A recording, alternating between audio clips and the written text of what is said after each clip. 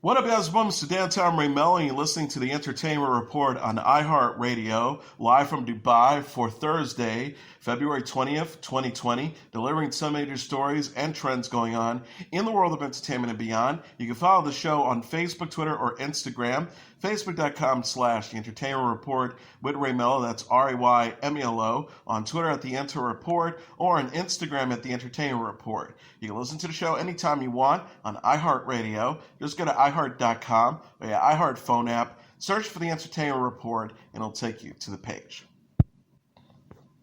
Tiffany Haddish, Willem Dafoe, and Ty Sheridan have joined the cast of the revenge thriller The Counter, starring Oscar Isaac.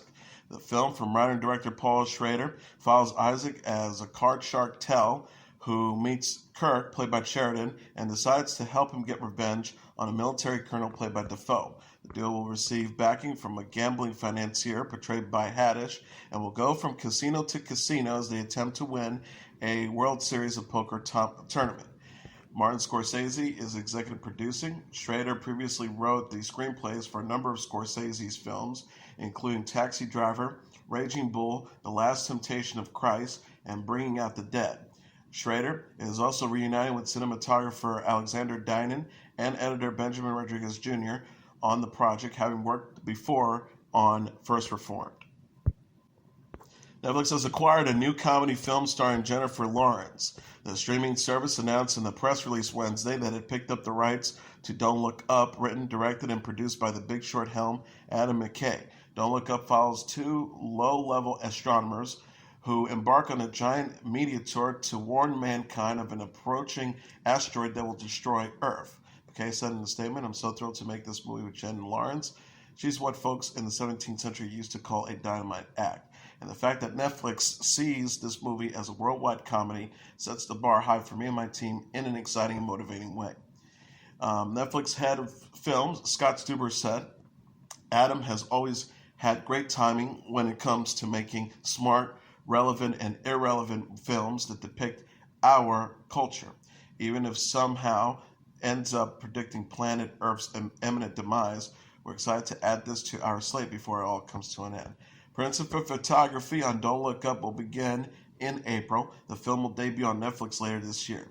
Lawrence most recently appeared as in the X-Men movie Dark Phoenix. She'll star in and produce the upcoming film Red, White, and Water. AMC has released on YouTube the opening of Sunday's Season 10 mid-season premiere of The Walking Dead. The press release says The Walking Dead returns to find some of the groups of survivors are trapped, some in the confines of a cave filled with walkers, while others are caught in a spiral of suspicion and grief. All orchestrated at the hands of Alpha, who continues to prove to the Whisperers are always watching and one step ahead of the communities, which includes the new and potentially deadly threat of having added Negan to their ranks. The 90-second clip shows Carol, played by Melissa McBride, Daryl, played by Norman Reedus, Jerry, played by Cooper Anderson, Aaron, played by Ross Marquand, Connie, played by Lauren Ridloff, Magna, played by Nadia Hickler, and Kelly, played by Angela Theory, lost and afraid in a cave with tight spaces, sheer cliffs, and fresh claving zombies. Carol screams when she sees villain Alpha, played by Samantha Morton, standing on a ledge above her, holding a torch. Alpha smirks, disappears, and exits the cave into daylight. AMC is giving a glimpse of Ride with Norman Reedus Season 4. The network shared a teaser trailer for the season Tuesday, featuring the show's host, actor, and motorcycle enthusiast Norman Reedus. The preview shows Reedus take the ultimate trip as he explores the world on his motorcycle. Each episode follows Reedus as he explores local culture and seeks adventure with a riding companion. Reedus will be joined by Guardians of the Galaxy actor Michael Rooker, his Walking Dead co-star Ryan Hurst, This Is Us star Milo Ventimiglia, Dome Rocket, Becky Goblin, and Westworld actor Clifton Collins Jr. in Season 4. AMC also released a colorful key art featuring Reedus' likeness. Ride with Norman Reedus, Season 4, premieres March 8th at midnight. This Is Us star Mandy Moore is looking back at her audition for the NBC series. The 35-year-old actress and singer revisited her audition in a video Tuesday after the show's characters opened a time capsule during this week's episode. The video features footage of Moore's audition for Rebecca Pearson. Moore recalled how she wasn't immediately chosen for the part.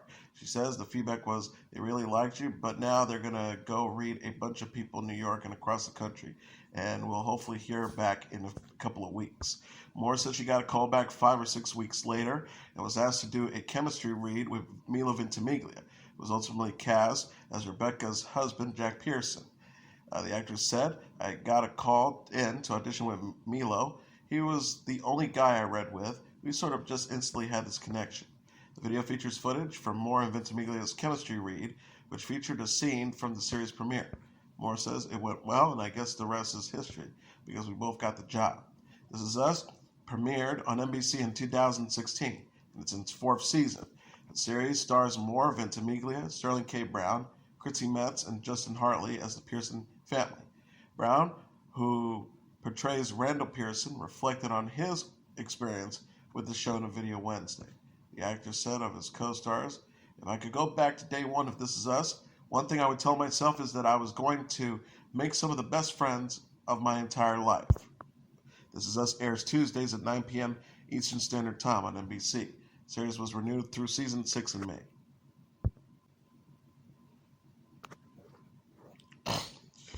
Friday Night Lights and Lone Survivor director Peter Berg has signed on to helm all 8 episodes of Painkiller, Netflix's limited series about the origins of the U.S. opiate crisis. No casting has been announced yet. Writers Micaiah Fitzgerald-Blue and Noah Harpster, whose credits include A Beautiful Day in the Neighborhood and Transparent, will serve as the showrunners and executive producer. Executive producer Eric Newman said in a statement, a tragedy decades in the making, the opiate crisis has become one of the most devastating public health crisis of all time. Unlike other drug epidemics born from underground manufacturing and coveted smuggling, this epidemic began by prescription, dispensed by doctors, and approved by government regulators.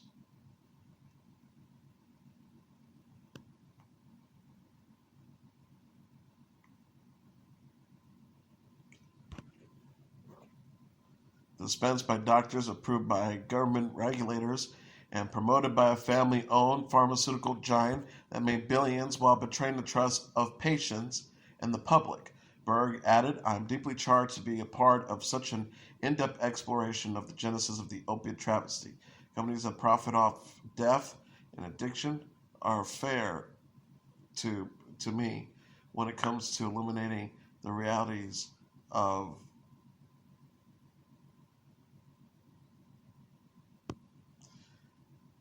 companies that profit off of death and addiction are fair game to me when it comes to illuminating the realities of how they go about their business.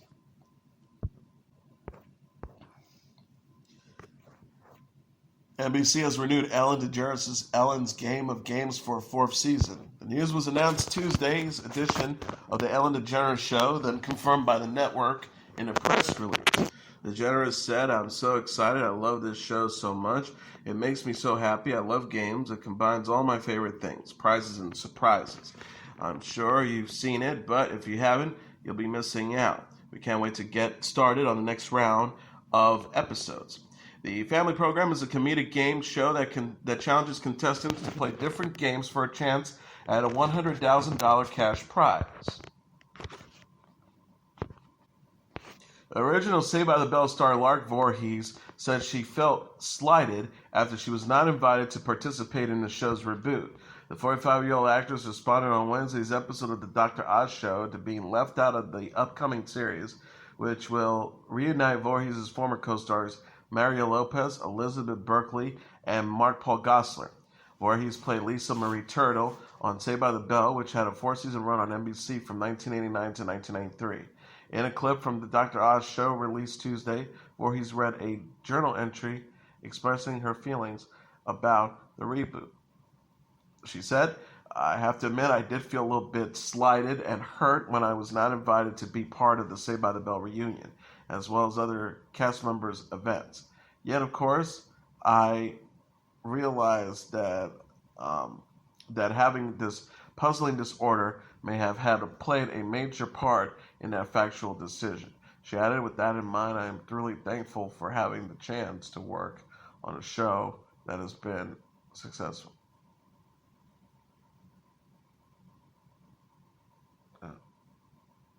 Voorhies has largely stayed out of the spotlight since Saved by the Bell ended in 1993. In July 2015, Voorhies denied that she had bipolar disorder after her mother, Tricia Holloway, said the actress was physically, mentally, and emotionally fragile.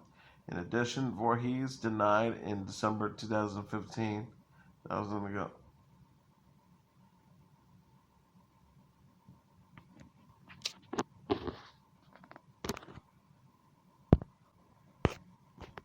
Annaleigh Ashford has been cast in the CBS comedy pilot Be Positive. The series from writer and executive producer Marco Panett and executive producer Chuck Lorre will follow recent divorced dad Drew, who needs a kidney transplant when he runs into Gina, a woman from his past. Ashford's character is a working-class woman who lives in her mother's basement, has a job driving a senior van, and working-class woman who lives in her mother's basement, has a job driving a senior van, and makes rash decisions, including giving Drew the headache.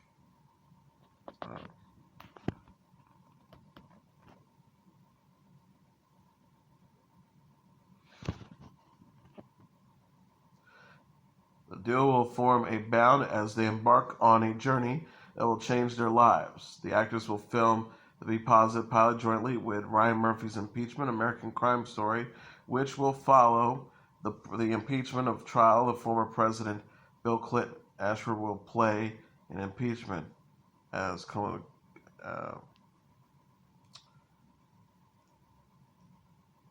Jones.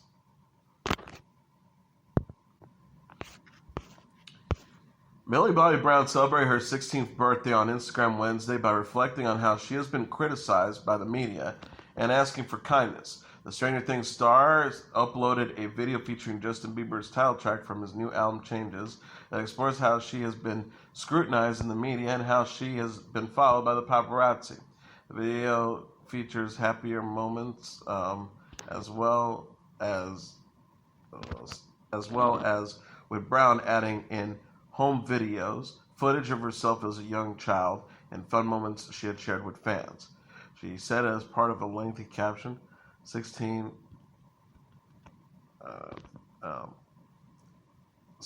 felt like a long time coming. I feel like changes needs to happen for not only this generation, but for the next. Our world needs kindness and support in order for us to, for our children to grow and succeed. She continued by saying, the last few years haven't been easy, I'll admit. There are moments I get frustrated from the inaccuracy, inappropriate comments, sexualization, and unnecessary insults that ultimately have resulted in pain and insecure for me. But not ever will I be defeated. I'll continue doing what I love and spread the message in order to make change. She said, conclusion, let's focus on what needs to be changing. I hope this video informs you on the things that go beyond the scenes of the headlines and flashlights.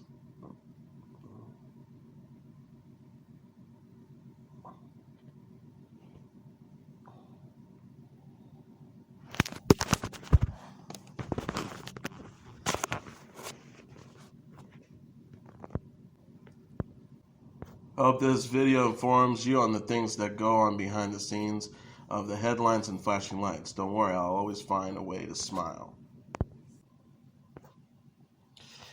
Comedians and longtime friends Steve Martin and Martin Short are adding U.S. dates to their comedy tour. The pair announced on Martin's website Wednesday that they will kick off a new leg of their funniest show in town at the Moment tour in July. The U.S. leg begins on July 17th in Irvine, California, and ends September 19th in Atlanta, Georgia. Tickets go on sale to the general public on Friday. The tour will feature bluegrass bands, the Steep Canyon Rangers, Adela May, jazz pianist Jeff Backo, singer Paul Schaefer, and musician Allison Brown on selected dates. Martin said, Marty and I love touring, especially while we can still tolerate each other. Short added, there are a few people that I truly admire, and Steve Martin is very close to being one of them. Martin and Short will perform a UK leg of the tour in March. The pair previously toured together on their An Evening You Will Forget for the Rest of Your Life and a Very Stupid Conversation tour. Since they are no longer formally under royal purview, Prince Harry and Meghan Markle might have to give up their Sussex title if an official review so concludes, according to news reports. CNN, The Telegraph, and Sky News reported that Buckingham Palace has been reviewing whether the pair must surrender their Sussex brand since they decided last month to step away from their royal duties to live in North America. The Daily Mail reported Tuesday that Queen Elizabeth II has decided the couple can no longer refer to themselves as the Duke and Duchess of Sussex. Such a ban would mean the couple must remove Sussex branding from all displays, including social media and websites. The Queen decided last month that they must give up their titles as His and Her Royal Highness. The couple decided to move away from their royal duties and live a more independent lifestyle, including becoming responsible for their own finances. The subject is highly significant, experts say, because the Sussex brand is estimated to worth hundreds of millions of dollars annually. The couple have 11.2 million followers on their Sussex Royal Instagram page. The website also uses the branding. The Telegraph cites as a royal source as saying the Duke and Duchess of Sussex are stepping back as senior members of the royal family and work towards financial independence. Use the word royal in the contents need to be reviewed. Planning has been well underway around the launch of their new nonprofit organization. Details will be shared in due course. Thomas Woodcock, a Queen's aide, says publicly this month the couple should no longer use the term royal in any fashion. He said, "I don't think it's satisfactory. One cannot be two things at once. You either are royal or you're not." The couple and their son Archie live in Vancouver, British Columbia, Canada, while Markle had filmed the television series Suits. Janet DuBois, best known for portraying Winona Woods on Good Times, has died at the age of 74. DuBois died unexpectedly Tuesday in her sleep at her home in Glendale, California. Her family confirmed to Deadline. TMZ also confirmed her death. DuBois' Winona Woods was the Evans family neighbor on Good Times, which also starred Esther Rolle, John Amos, Jimmy Walker, Bernadette Stanis, and Janet Jackson. The sitcom from Norman Lear ran for 6 seasons from 1974 to 1979. She also appeared on ABC's Live in Front of a Studio Audience, All in the Family, and Good Times special in December, alongside Walker and Stanis. The actress also co-wrote and performed the theme song Moving On Up for Lear's The Jeffersons, and won 2 Emmys for her voice-over work on the animated series The PJs. DuBois was 74. Lewis Capaldi won Best New Artist and Song of the Year for Someone You Loved at the Brit Awards in London on Tuesday. Billie Eilish was named Best International Female Artist and debuted live her theme song for the upcoming James Bond caper, No Time to Die. Tyler, the Creator, won the trophy for Best International Male Artist, and Dave took home the prize for Album of the Year for Psychodrama. The Brit Award for Best Female Solo Artist went to Mabel, and the Best Male Solo Artist honor was presented to Stormzy. Foles was voted Group of the Year, and Celeste won the Rising Star Trophy. Comedian Jack Whitehall hosted the ceremony, which aired on ITV. David Crosby and Joe Walsh are set to headline a Kent State University benefit concert to commemorate the 50th anniversary of the 1970 shooting that took place at the school. 4 students were killed and 9 were injured at the Kent State University on May 4, 1970, when the Ohio National Guard opened fire on a crowd protesting the Vietnam War. The benefit concert will take place on May 4th, with all proceeds supporting the May 4th Legacy Scholarships Program, which will provide 4 scholarships to students majoring in the Peace and Conflict Studies program at Kent State. Tickets go on sale March 6 at 10 a.m. local time. Walsh, who was present at the Kent State during the incident, will be performing with his band, Barnstorm, which also includes drummer Joe Vitale and bassist Kenny Pastorelli. Crosby and Walsh will be joined by other acts that will be announced at a later date. Kent State President Todd Dacone said in a statement, "We're extremely honored and grateful to have these 2 world-class musicians as part of our 50th commemoration activities." He continued the willingness of these artists to help us raise funds for the scholarship to demonstrate the the commitment and strong ties that these individuals have to honor those killed and wounded on May 4th, 1970, ensuring a lasting legacy of learning and peaceful reconciliation. Justin Bieber joined James Corden on The Late Late Show for a new installment of Carpool Karaoke.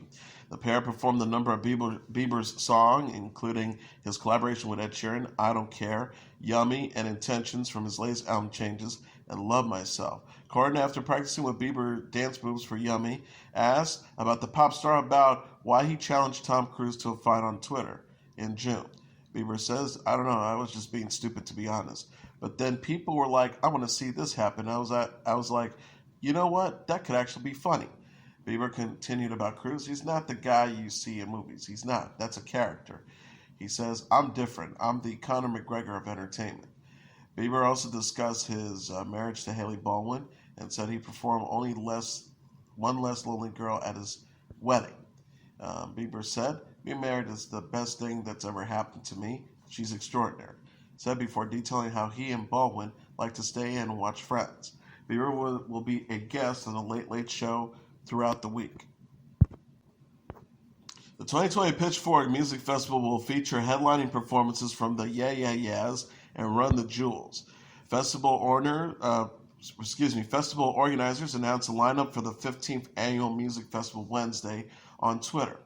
The post reads, the moment you've all been waiting for, the lineup for hashtag P4K Fest, 15th year is here. This year's festival will take place July 17th to the 19th at Union Park in Chicago. Tickets go on sale and range from $75 a single day general admissions ticket to $325 for a 3-day pass. The Yeah Yeah Yeahs will be headlining July 17th show with Angel Olsen, The Fiery Furnaces, Johnny Beth, Def Heaven, and Wanhatichi, and others to perform. Where the Jewels will perform the 18th along with Sharon Egerton, Twin Peaks, Danny Brown, the Thundercat, and Cat Power, and others. The National will take place the stage July 18th with Big Theft, Kim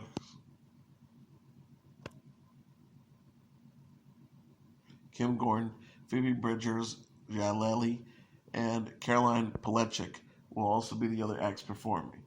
Run the Jewels confirmed the news in a tweet Wednesday. The hip-hop group wrote, so this is what is being on the top of all of these things is like. Thank you at Pitchfork. We can't wait to headline this July. It's an honor.